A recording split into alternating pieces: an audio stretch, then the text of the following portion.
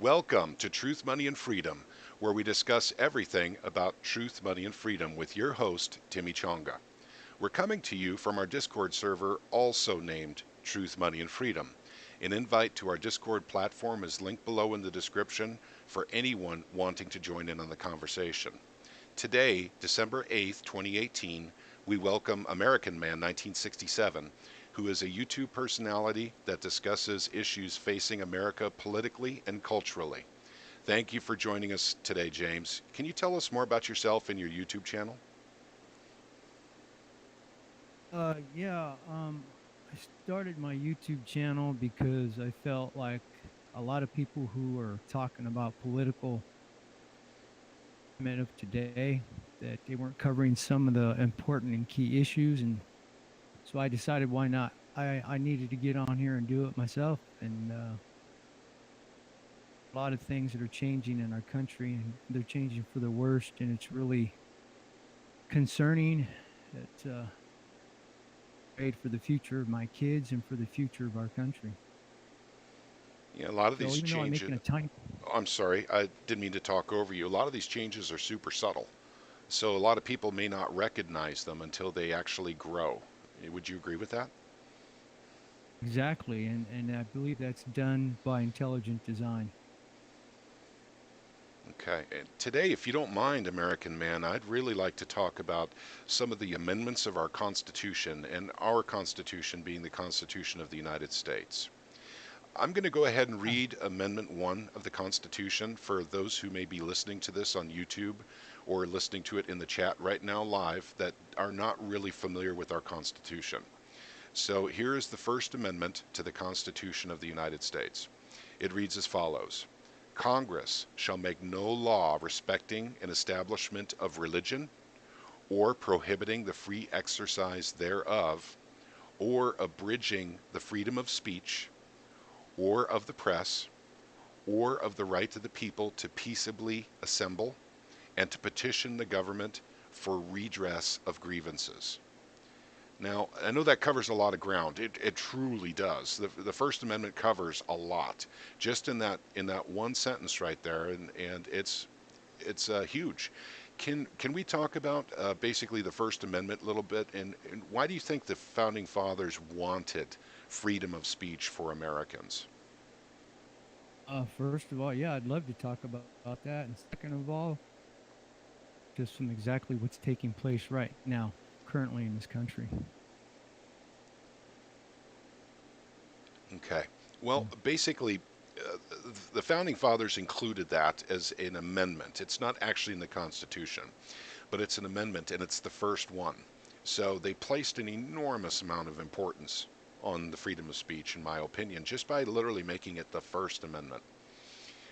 I think, basically with them wanting freedom of speech was basically because you can't arbitrate, you can't debate, you can't, actually have public discourse without freedom of speech. Would you agree with that?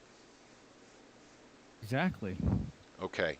So okay, I'm glad we agree on that. So let's continue on those lines. How do you feel free speech has been, compartmentalized for partial or complete elimination across the board of different governing bodies? Like, for instance, and by the way, I don't want me to make the questions, because actually there were several questions within that one question, but let me lay it out here. Basically, like for instance, the EPA can make laws that affect the United States citizens, yet um, they're not actually in the lawmaking part of government. They're under the executive branch. But they can actually take away free speech with laws. So can the FCC. In many ways, the IRS has been doing it also under the executive branch. But you can go and find it in laws that were passed by Congress as well. So would you like to discuss that a little bit? Oh, I'd love to. Okay. Yeah. So go ahead and give us your viewpoint on this. What kinds of eliminations of freedom of speech have you seen? Have you been paying attention to, or have you been able to piece together based on pieces of legislation over a period of many years, or, just things of that nature? Well, for right now, as an example, if you don't mind me using what's going on with President Trump, the USMCA NAFTA deal is one way this is being done. I'm Um, really glad you brought that up, and I'll tell you what, I'm going to admit a little bit of ignorance on it, but all I know about it right now is it's a deal that's supposed to replace NAFTA. Please tell us what you know about it and what it does to freedom of speech. all right. Well, I don't know a whole lot, but what I do know is very concerning. First of all, to me, from what I've read on the internet, this to me is kind of like Hillary Clinton's TPP deal, joined up there with Obama. Basically, the parts that really concern me are the parts where it talks about mm, the writing. They had some writing. They snuck this in, and I want to point something out. They always do this around this time of year because Americans are busy. We're occupied. We got our brains on other things: the holidays, family, presents, gifting, traveling, making arrangements. People coming to visit, or we're going somewhere else, and so we're not paying attention to what our legislation's doing, or the president, or any branch of any of the government. Um, and so they snuck this verbiage in that says that, first of all the companies like Twitter, YouTube, Google, and any other social media website can now monitor and control anything that any video commentator or creator makes on their sites without and uh, you know any ramifications by our legal system. And it also says that these drug companies can now keep their patent drugs for up to 50 years after they've been approved by the FDA. So there are no generic versions of these medications can be made in order and afford it. Now, to me, that's a form of haltering freedom of speech.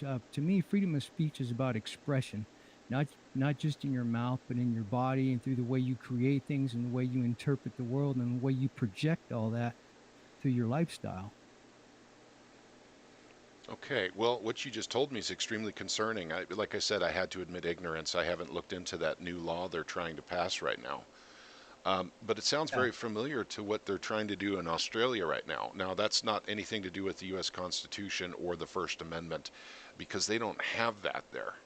But we have it here, and they're doing something very similar out there, which would private corporations would give government the encryption technology for like for Facebook or for online data storage and all this kind of stuff, so government can go and peep whenever it wants. Are you suggesting that that's kind of what's going on here with that new law they're trying to do to replace NAFTA? Yeah, that's pretty much what I'm suggesting. I mean, let's be honest. Right now, corporate America is pretty much a government, and they have all the power because they have all the money, they have all the wealth, and they have all the influence. So they're pretty much the direction of all three of our branch of governments, and which way the direction is going for this country as far as your arms, your freedom of speech, your right to choose, your right, like I said, to be able to go on the internet and express yourself, whether it's to make a movie, a video, or to write an article and publish anything, or even a book. Yeah, So, and we come from a generation where people actually used to write into newspapers and to get their voice heard, and that just doesn't even happen. Well, then again, the newspaper companies are going up, so, going belly up, so maybe that's par for the course on that level. But yes, I am very deeply concerned when stuff like that hits and they sneak it inside of some kind of trade agreement, which is very, very interesting because it doesn't belong there, yet it's there. no, it doesn't. And it's there. And that's done by intelligent design, meaning they're smart. They know what they're doing. I mean, Absolutely. we're talking about really here about a sense of, not to get off topic, but a sense of reverse engineering, studying people's psyche, the human brain, and how people think and where the human beings only respond to certain things is because of the way our brain works. And we're creatures of habit, and that's why. And so they've been studying this stuff. I mean, the New World Order, they've been studying this stuff for years. And so is our government. Now, someone may say, well, why would you bring up the New World Order in this? And I think that that's relevant because I just mentioned Australia right now is in the same process of passing the same law, and there's a similar law trying to be passed right now in the entire EU called Article 13. So, do you think we can draw links from these? Do you think that we're off on a tangent, or do you think we're connecting dots when freedom of speech is being removed? It seems like simultaneously everywhere in the West. That's just it. And that's a good point. I'm glad you brought that up. Yeah, exactly. These are all dots that need to be connected together in order for us to see the bigger picture and of what's going on. It's not just the United States, like you said. It's the whole Western world. It's all headed in the same direction. Okay. Tyrannical government. Go ahead. I was going to say, let's speculate for a bit here. What do you think the U.S. government has to gain from taking away First Amendment rights from its citizens? Well, I mean, as far back as I can remember, we're like watching movies like Four and reading the book. It's to control people's minds, control their spirits. Hmm. I believe that there's a more sinister agenda here at work, and I believe that these people, meaning the New World Order, they're following the orders of their God, opposite of what I believe my God is, and their God is to me is Lucifer. It's Satan, and he's the one who's behind all this, and that's where I stand with that. And so there's a greater agenda here, and that's to pretty much render mankind as a whole. Yep, I tend to agree with you on that, and it is disturbing to see First Amendment rights being stripped away so quickly and so easily.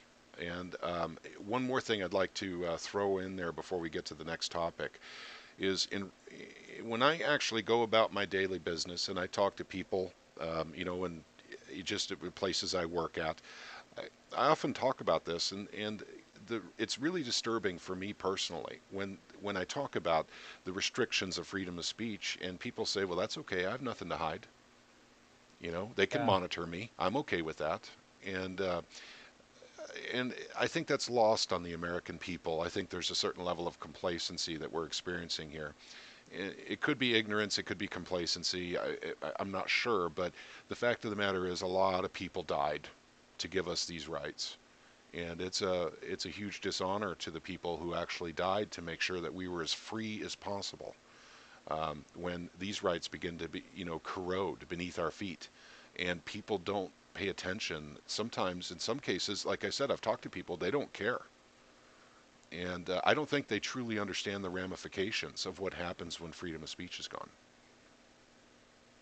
No, TC, they really don't. And I think you're right. I think you hit the hammer right on the head of the nail. It's a combination of both ignorance and complacency. Yeah. They become Okay. very complacent. Yeah, So, it's and it will serve to basically, I think, damage this country beyond the ability to repair it without unfortunately another round of bloodshedding, I think. And it's not just the First Amendment right, it's the Second Amendment right. And right. if I'll go ahead and if you don't mind, I'd like to lead into the Second Amendment and talk about Sure. that for a bit. And let me read It's once one of my again, favorite issues. for those of us who are visiting us that are not in the United States, let me read the Second Amendment. The Second Amendment of the U.S. Constitution is as follows: a well regulated militia being necessary to the security of a free state, the right of Right. people to bear arms, I'm sorry, to keep and bear arms shall not be infringed. That is the Second Amendment of the U.S. Constitution. So I, I'll tell you what, I don't want to get into a big diatribe, but I do want to say something here. When Janet Reno was Attorney General under Bill Clinton, and I'm old enough to remember that, she gave her interpretation of that Second Amendment. And I'm going to say what it was, and you guys can look this up. It's on YouTube, and you can also look it up on the internet in other ways too. But she said the reason the Second Amendment was put into the Constitution by our founding fathers was for hunters to be able to hunt. Okay. Um, Yeah, I know it's laughable, but that's literally what she said. So, well, now that we have you on American Man and we're interviewing you right now, let me ask you what the purpose of the Second Amendment was. What do you think the ideology behind throwing that in there as the Second Amendment to the Constitution by our founding fathers? Well, the that part of the Constitution, the Second Amendment, was put in there to protect us from a totalitarian, tyrannical government. We would have a way to be able to bear arms, keep ammunitions, to be able to defend ourselves in case our government tried to overthrow us. Because we, the people, we're the ones who are supposed to have the power, supposed to be working for us. We're supposed to be in charge of this government. But it's not that way anymore. And again, it's because of the American people being complacent and lazy. Okay. Well, and this is one thing that I'd like to point out too. If you actually do a study of the American Revolutionary War, the Revolution and the war were kind of separate parts that were joined together. The Revolution Right. began because of taxation of the colonists. The war Right. began because of gun confiscation by the Redcoats. The Redcoats started going door to door, taking people's guns away. And that's when we started firing, or I'm sorry, the colonists of the colonies actually started shooting redcoats. That's when that started. So basically, we were living under a tyrannical government that was taxing us, and taxing us very little compared to today's standards, by the way. But it was when they came and took our guns that we seemed to say, we've had enough. We're not allowing that. So certainly there's a psychology there. What do you think it is? Well, again, I mean, we can all sit here and speculate. There are a lot of roads we can go down, but this has started a long time ago, like you point out, back in 1791. We had issues as far back as, I think just humankind as a whole. Revolutionary War, these people were meddling in government and in government affairs, trying to overthrow different forms of democracy. And again, this all goes back to human beings down to bring us down to be like animals, to be broken in spirit and mind, and not have any independence, not to have any individuality, not to have a voice, to be able to stand up and speak for ourselves, to rob us of that eye of the tiger, if you will, from the Rocky movies. Being and exercise every God-given right that we were born with. If you take away our freedom of speech because you take away our guns, we can't defend our freedom of speech, so we have no way to fight back. Yep. Deep down, and we're emotionally abused, and so we give up, and that's exactly what I believe the agenda is. Okay, that goes right into my second question I had for you is basically why do you think at least the appearance of this is very very acute to me. The government seems very very eager to take away our right to bear arms. They really do. School shootings. After 2 hours after Sandy Hook, there was a bill in the Senate to make AR-15s illegal. We didn't even have all the Right. data out of Sandy Hook yet. They had this Right. bill ready to go and just rolled it right out. So, what do you think the government would gain specifically from taking away? And by the way, it's done piecemeal. I mean, we could talk about that too, because there's all kinds of gun restrictions that have been, passed by Congress through the years. Yeah. I can't own an Uzi 9 millimeter, you know, so that right's been taken away from me, and I would really love to have one. By the way, I'm just saying that, if anyone's looking for a Christmas gift for TC, there's an idea right there. Um, but but it seems that our government collectively seems very eager to take the right away, and I know you partially answered that before, but would you care to extrapolate? Yeah. Again, I'll repeat what I just said. If you take away, then you're able to take away our freedom of speech. Why they're doing that is because people like you and me and people that are like-minded are out here can to spread the word that we're under attack. And we're under Every attack from, branch of government, yep, from every branch within. of government. Yep, I agree. And Our way of life is under attack, our infrastructure is under attack, and it's being eroding. Things are being changed through social media. They want to be able to spread lies, and they're using mainstream media to do it. They're using television to do it. They're using movies. They're using music television videos. It's just every facet of life we're being bombarded with the same thing over and over. Give up your rights. Trust the government. You have no rights. Individuality is no longer important. You know, is like George Bush would say, 1,000 points of light. And it all goes back from what my research has showed me since even before I had my YouTube channel. There is an agenda, and to me, it's a satanic, a Luciferian agenda.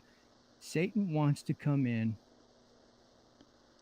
decapitate the relationship that God has had with mankind since he was thrown from heaven down to this planet. And he's jealous of that relationship. How he's doing it. He has formed a collective unit called the New World Order for the last 200 to 300 years.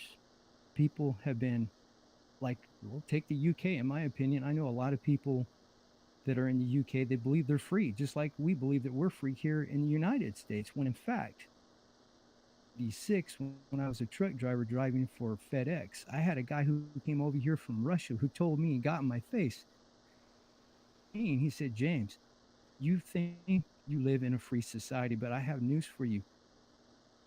I want to hear it. And that's how everybody right now is responding. We don't want to believe we're not free. Here in one of our conversations around the first time that I ever met you, we live in a false reality, TC. We live in the matrix.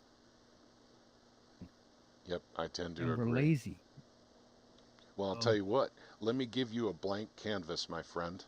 Go ahead and paint a picture for us, if you would. What would be the end result of the elimination of the Second Amendment for Americans be? What do you see happening in America once, or if they ever do manage to eliminate the Second Amendment? in my opinion, and I want to make sure I state that, my opinion, Hmm. because the American people just don't want to snap out of it. It's going to happen. A miracle, something changes. We need something going on, and I'm not trying to say violence is the answer, but we need something going on here, kind of like right now, what's going on in France. We really need something like that here in the United States. But what I see, what will happen if we lose the Second Amendment, we lose the whole Constitution of the United States. It's gone. It's no longer valid. And we pretty much give up why this country was built in the first place. The founding fathers came over here from the UK, from Britain, England, whatever you want to call it. Okay. And they formed a government. People came over here and they formed colonies. Freedom of religion, freedom of speech, and the right to bear arms, to live life the way they saw fit. So as long as they weren't hurting other people, they were living their own lives, their own lifestyle. They had traditional family values. They went to church. They believed in God. They served God the way they wanted to serve God. And nobody was trying to rule over them. And they were thriving. And then the Industrial Revolution hit this country. And that's when, in my opinion, everything changed. Corporations have been trying to control the minds of American citizens. A tyrannical form of living, and it's not cool. I don't like it at all, and it really sucks. And if we don't do something now, we're really gonna be sorry later. Yeah, I think you're right on that as well. And it's important to point out that basically, when America started and the Industrial Revolution started, they actually had to get permission from the government to actually work for the government, and they had to prove that it was for the greater good of the people. I can't Right. recall what that was called. It was some kind of license they had to get, and it was usually only good for about 10 years. And they would have to reapply to get that license again. And I do believe it was the Rockefellers that lobbied Congress to get rid of that law, so they wouldn't have to prove that they were doing things for the greater good anymore. And that would be Rockefellers in the oil era, very early 1900s, I believe. So Yes. my history's not so good on that aspect of things, but for what it's worth, I agree with you. That would be the consequence of the elimination of the Second Amendment, is that we lose the Constitution completely. Um, Yes. so that's why Americans really need to pay attention to whenever they try to take away gun law. I can cite all kinds of interesting factoids, but I'm not going to do it at this time, about how places where concealed carry is a right, for instance, Missouri and Texas, Right. states of the Union, Arizona. Arizona, where crime goes down with concealed carry. And Right. with and by the way, that's permitless. You don't even have to go to the Right. government and get the permission. You can actually, Don't need. yeah. Go ahead. I'm Yeah. sorry. I'm sorry.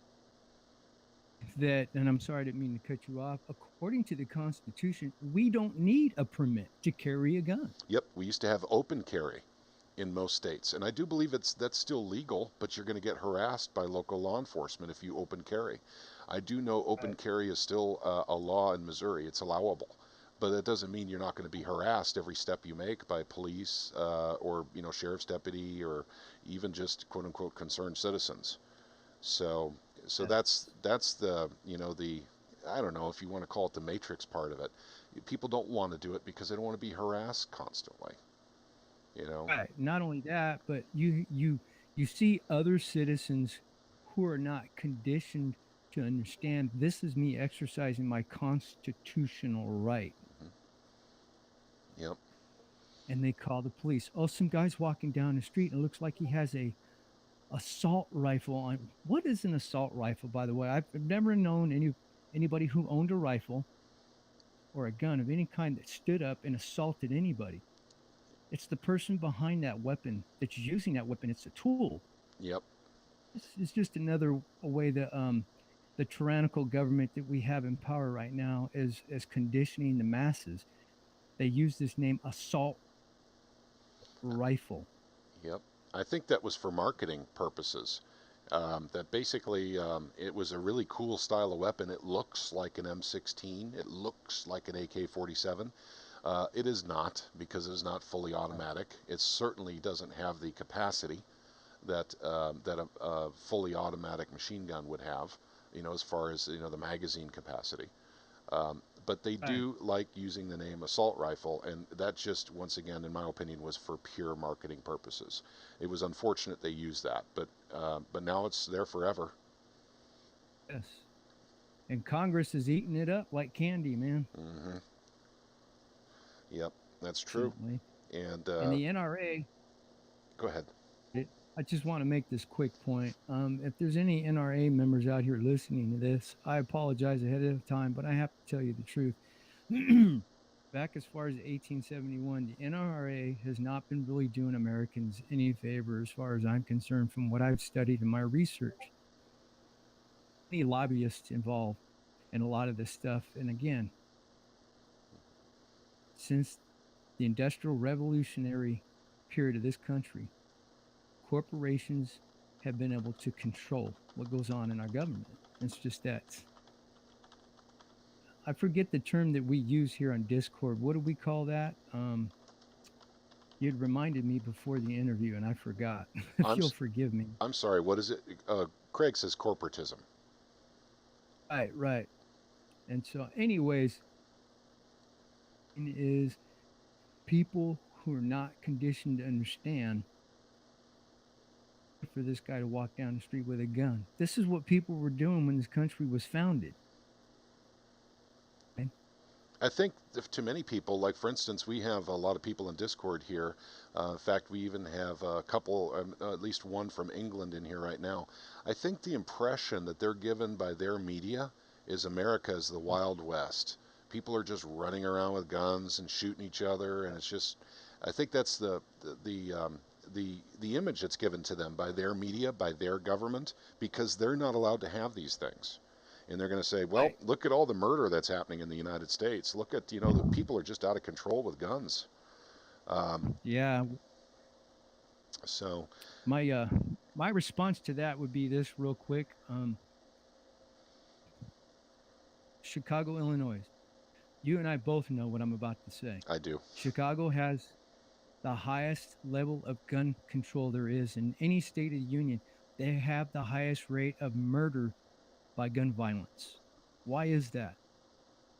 The government that does not want spread around on the internet. And that is, gang members don't follow the law. They're not going to be turning in their guns. Hmm. The Crips, the Bloods, gangs, all these different factions of crime are not going to be turning in their guns, but citizens will. So who gives the power to who in this scenario?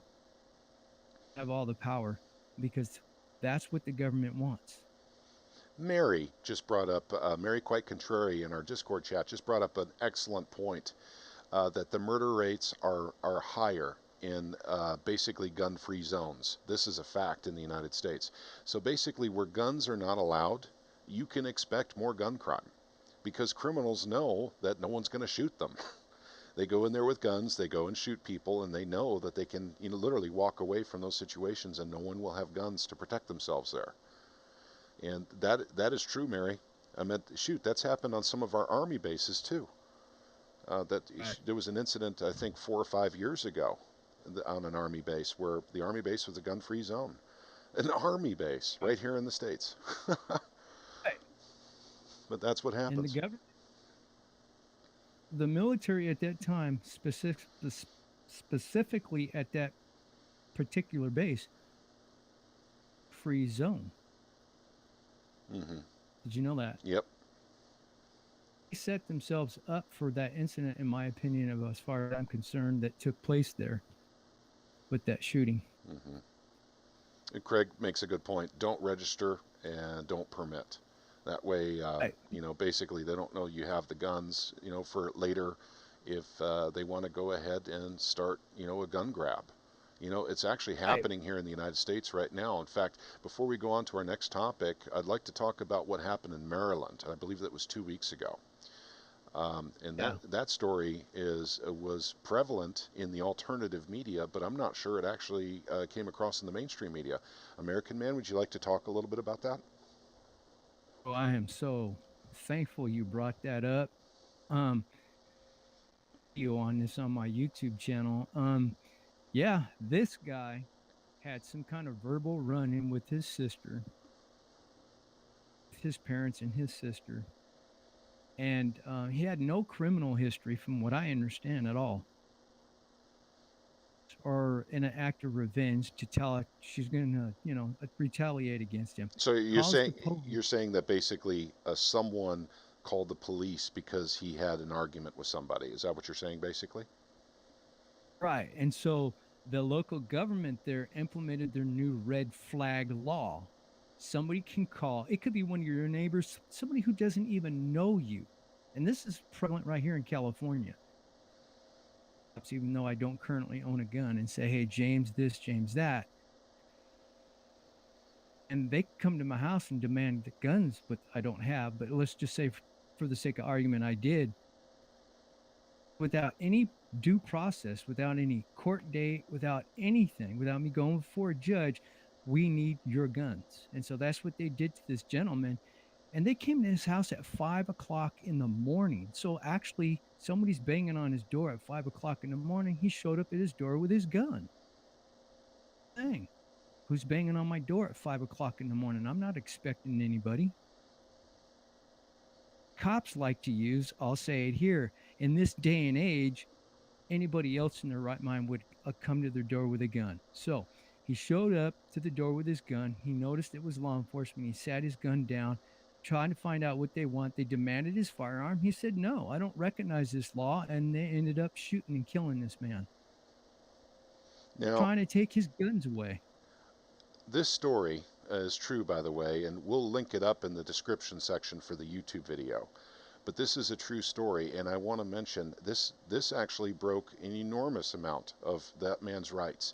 Not just the Second Amendment; it went against his First Amendment right, his Fourth Amendment right, Yeah. his Fifth and Yes, Sixth Amendment rights as well for exactly. jurisprudence and being charged and actually being tried by a jury. He didn't get any of those rights. The police didn't allow them to him. So I didn't mean to bring up all these other amendments that this was in violation of, but I just wanted to make sure people understand that, especially our listening audience in Europe and in England, that that this should not happen in the United States. And it did happen, and unfortunately, it begins setting a precedent. Now, I'm going to ask you real quick if you know the answer to this question, because I'm not as familiar with this case as you are, James. But did they have a warrant to go into his house? I'll be honest with you. At this point, I don't remember reading a warrant, and if they had a warrant, that would actually fall into some parts of the Fourth Amendment. Correct. They would have right to at least go into his house and seize his guns if there was a warrant issued and signed by a judge. I don't think there was one in this case. Well, I don't remember reading in any of my research of them having a warrant. All from what I read, they showed up, banged on his door, woke him up, demanded his firearms, and so altercation place, and they shot and killed this man in his house. And again, I want to point this out to everybody who hears this. Out of retaliation by his sister. Okay, lives in a red flag law state. The same thing can happen to you. You can even have a school teacher call one of your neighbors and some stranger who doesn't even know you call. That's how serious this is. Mary, quite contrary, in our chat right now says that New York State wants people to pass over their passwords to all their social media accounts before they'll let you have a permit for a gun. Do we know that's the state or the city of New York, Mary? By the way, I'm kind of curious about that one. I'd not heard about that one. It's the state. Craig confirms it, New York State. Craig lives in New York, by the way. Thank you, Craig, for that confirmation. And Ah, I think that was a good way. I also By the way, everything we just talked about here was incredibly important, and actually, I feel like we could go on for hours about the Second Amendment, but I also wanted to cover a little bit about the Fourth Amendment, if that's okay with you, James. sure. Okay, gotcha. Let me go ahead and read the Fourth Amendment. Once again, we do have people who don't live in the United States that listen to our program, so that way they'll be familiar with it. This is the Fourth Amendment to the Constitution of the United States, and it reads as follows: The right of the people to be secure in their persons, houses, papers, and effects against, a very important word there, against unreasonable searches and seizures shall not be violated, and no warrants shall issue but upon probable cause. I'll come back to that in a second. That's very important. Continuing on, supported by oath or affirmation, and particularly describing the place to be searched and the persons or things to be seized. And that's the end of the Fourth Amendment. There's two very important phrases in here. And the first one is unreasonable searches and seizures and probable cause. That's the measure by which we actually judge whether or not we can actually turn that unreasonable search and seizure into a reasonable one. So Right. consequently, there is a process that has to go through, and a judge has to be involved. A judge has to be involved in that process. A police department can't make that decision alone. A sheriff's deputy can't make that decision alone. A judge must be involved, and there must be evidence supported by oath or affirmation in order to actually make that warrant legal. So let's talk a little bit about the Fourth Amendment now that we have a better understanding of it. And the Fourth Amendment has been severely violated by many bills that became law after 9/11. Now, before 9/11, there were some violations there as far as laws concerned, but let's stick to after 9/11 because once again we could go on for hours if we go previous to it. But we had in the Patriot Act something called the Electronic Surveillance Act. Are you familiar with that, James? Oh yeah, Okay. yeah. I got short video. A short part of one of my videos is on the Patriot Act. Go ahead. Okay. Well, basically, with that, clause. They sold it to the American people. And by the way, I'm 47 years old. I remember this quite clearly. They sold it to the American people as the ability for the government to go in and look at library records. That's what they said the Electronic Surveillance Act was. They literally Right. said that to us while we literally couldn't read it at the time. But at any rate, it turned out it was anything electronic, anything. Phones. Right. Back then we didn't have smartphones. So Right. basic, Text, yep, texts, email, emails. internet searches, anything you do on anything electronic is now available to the government to look through without jurisprudence, without probable cause, no oath or affirmation involved. So that ties into, and I'm sorry I'm taking so much time here, but I'm trying to connect some dots here. That ties Oh in no, that's fine. directly to what we're facing here with this new NAFTA accord that Trump's working on. It ties into Right. what they're doing in Australia with getting it into everyone's social media accounts, and the corporations have to help them do it. It ties into the, what's it called again? Amendment, or not Amendment 13, what is it called, Cooley? The 13th something there in England. It's actually affecting the entire EU. Um, Basically, where you I'm not guys, too familiar with yeah, that. Cooley, can you help me with that one, buddy? Can you type that in the chat? I even mentioned it earlier, but the name of it escapes me now. There he goes. Article Excuse 13. me. Thank you so much, Cooley. Yeah, Article there you go. 13 kind of all ties into that. It's the same level of restriction, but Americans have protection against that until the Electronic Surveillance Act came out, and that's what literally shut down basically our right to privacy, with our computers, our, phones, anything electronic. So, Right. and I know you've done videos on this before, American Man, but for our interview, can you Yes. can you kind of entertain me on this and what your thoughts are on that? Sure, I'd love to. All right. So there's some points I want to make about the Patriot Act. First of all, there's nothing patriotic about it. Second of all, it was already written prior to the event that took place on 9/11. Um,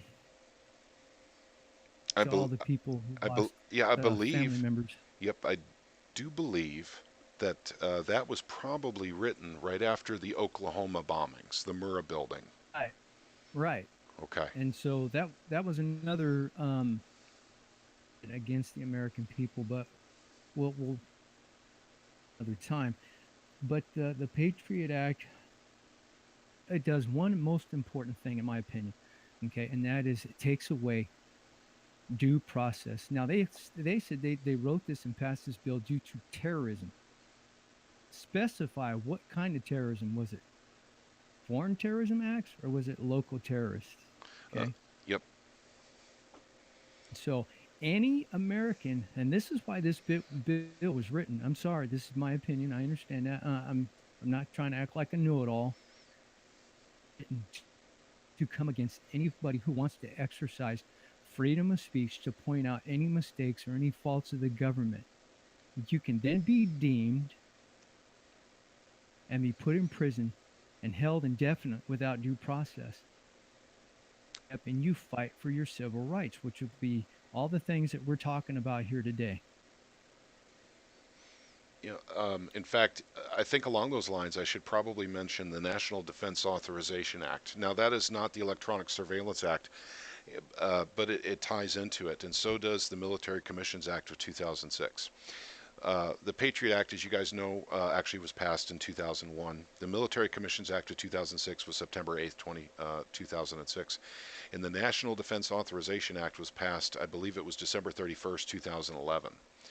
But all of these Right. things, in fact, the Military Commissions Act told us what basically we can expect from the government in order for them to point a finger at us and call us a terrorist. And one of those Right. was a very, very dangerous measure. And I'm going to point it out right now, even on this public program. Number one, if you say the government was involved in 9/11, if you state the U.S. government was somehow involved with the 9/11 terrorism, that officially makes you a terrorist, by the way. just by saying that. Mm. And now let's go by extension to the National Defense Authorization Act. The government has the right to kill you without jurisprudence. They don't even have to charge you. And that came out of the National Defense Authorization Act passed in 2011. So it seems to me, if the government's narrative, 19 hijackers out of Saudi Arabia with box cutters, take out, Right. hijack 4 planes and try to crash, all of them. One of them didn't make it apparently, into targets in the United States. And what we do after that is we go to war with 2 countries that are totally unrelated, Afghanistan and Iraq. That was not Saudi Arabia. And then on top of Right. that, we pass laws that punish American citizens and take away more of Right. their rights. And that is the end result of 9/11. So, Exactly. so basically, they use 9/11 as an excuse to take away rights from Americans. This is what they keep doing on TCC. It's the old magician's trick. The hand's quicker than the eye. Look over here while the other hand's stabbing you in the back. Hmm. Yep, I agree. Yeah. Um, One quick thing I'd like to point out about what happened on 9/11, that is this. Building 11 fell 30 minutes. Twin Towers fell. Building 7, you mean? Yeah, Building 7, excuse me. Thank you. Hmm. and um and so guess what was in that building? I already know, but go ahead and say. Well, it sounds like to me that you're a wealth of information and you probably know more about this stuff than I do, but from what I understand, there were documentation in that building they wanted to destroy. That is They correct. considered they The, considered it to be a security threat to America, but no, it wasn't a security threat to America. It was a security threat to our government. hmm. Yep. Well, in this government, that were going to be investigated uh, for crimes committed against humanity and the American people, and that's why that building fell. It Yep. got rid of the evidence. I'm going to go ahead and correct you on one thing here. Building 7 fell the same day as Buildings 1 and 2, but it was roughly Right. about, I'm going to say about 10 hours after Building 1 and 2 fell is when Building 7 collapsed. It was towards the end of the day. Oh, Whereas in really? I thought it was 30 minutes after. no, it was probably 6 p.m. or something like that, if I recall. And I think the Twin Towers fell about an hour apart from each other. One collapsed at Right. about I don't 9:45, and the next one was remember. like 10:45 or something like that. Right, right, But right. but your point is still very very important. And one thing I do know, and this doesn't seem related, but all the papers for prosecuting everyone involved with the Enron scandal were in Building 7. Yeah. Um, that was Right. that was the biggest bankruptcy in American history, and also too, all the Enron players were heavily tied into government officials, so Right. they had to get rid of the evidence. So, but I so would I like to go ahead. I would like to point out something maybe you don't know. Sure. A lot of people who are really things that we're talking about here today don't know. There was documents in there that led and tied the Clintons to a lot of things the Clintons did not want to get out. Okay. Yep, I did not know about that, but it wouldn't surprise me. That's something I'll have to look into further, though. I do know the Enron documents were there, and that's why they couldn't prosecute, the people involved at Enron as hard as they could have, is because they were missing a lot of information. Sure. Yeah. I've forgotten about that part of it, actually, to be honest with you. The part that I had retained was the part that was involved with, some certain things. And there was a lot of documentation in that building to prove that. Yep. Yep, there was a lot going on. Let's go back to the Fourth Amendment here for just a moment. We're running a bit long, so get a couple more Right. points here. Basically, I'm going to ask, how can government benefit from restricting our right to privacy? How can they personally benefit? Have you given some thought to that? I've thought about that every day for the last 2 years. I'd love to hear your thoughts, man.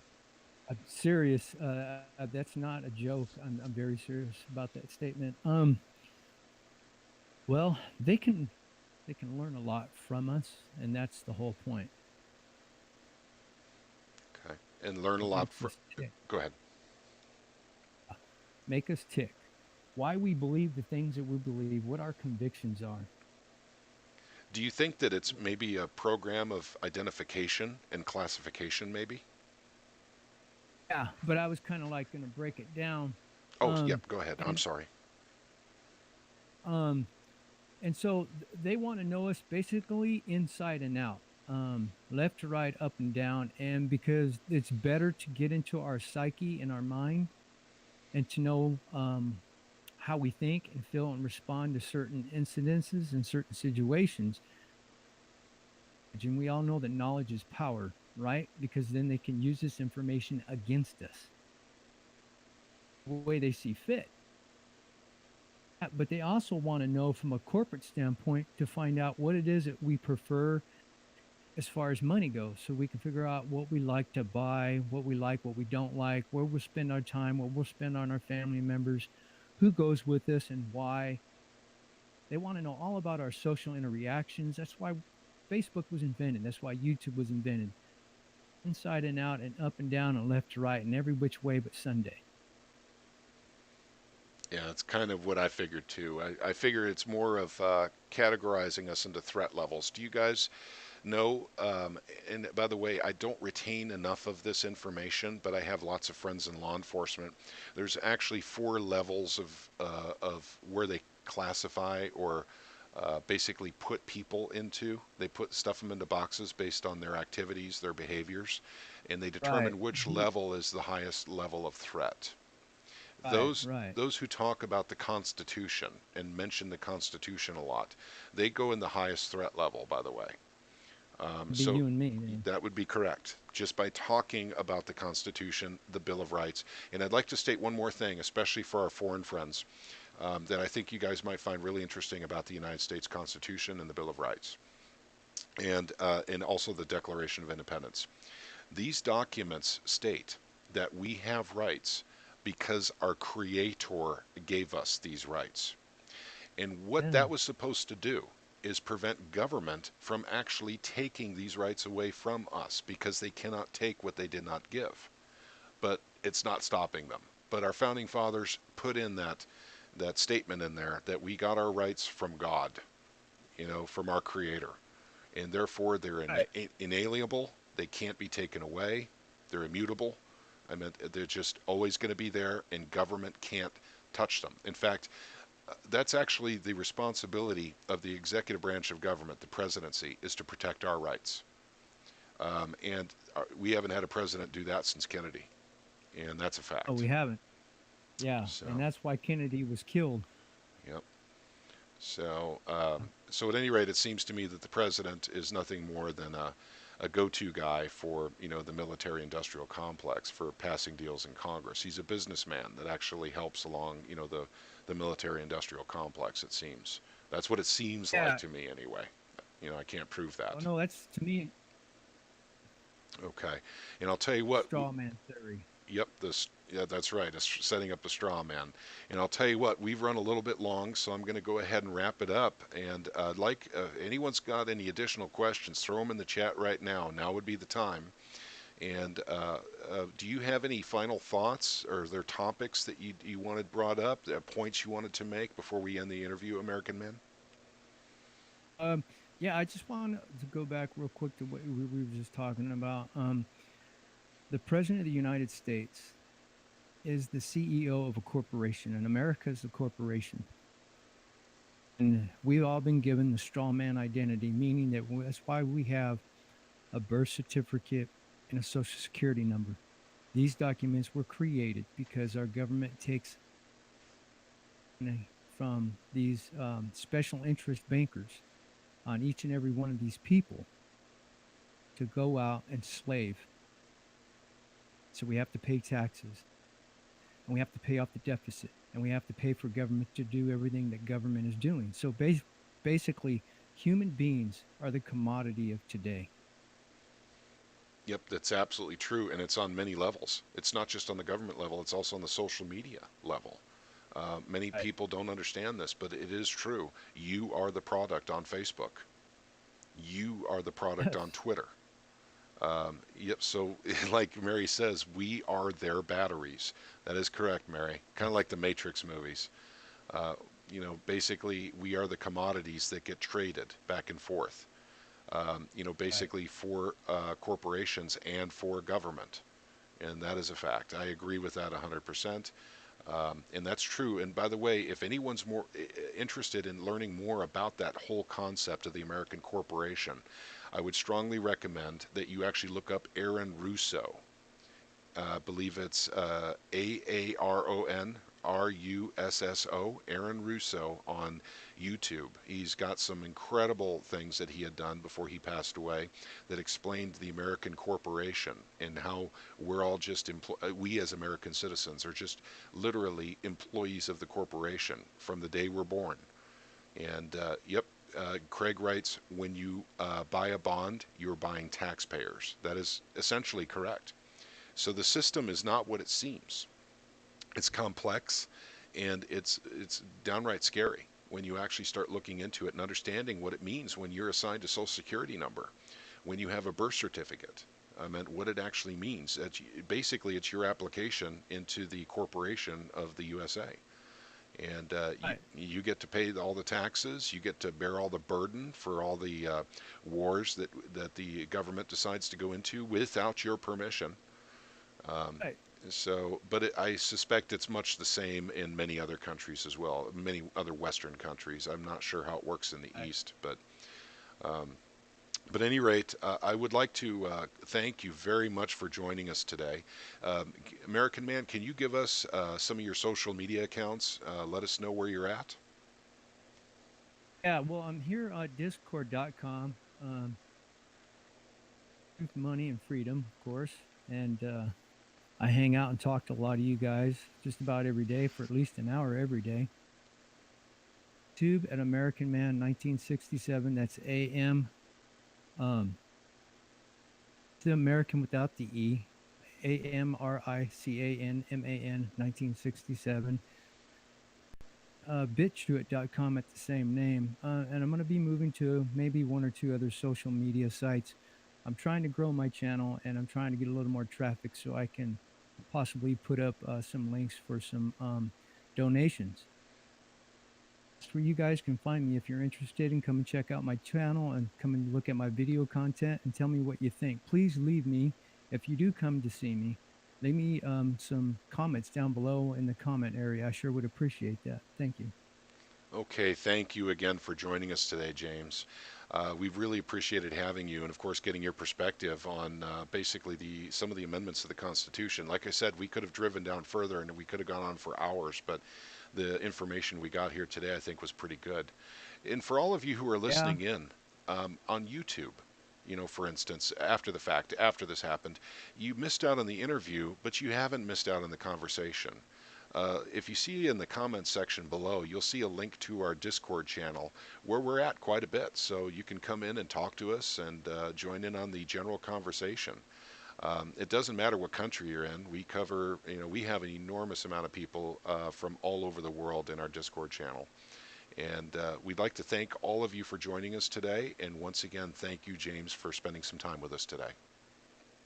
Thanks for having me, man. I really appreciate it. The pleasure's been all mine.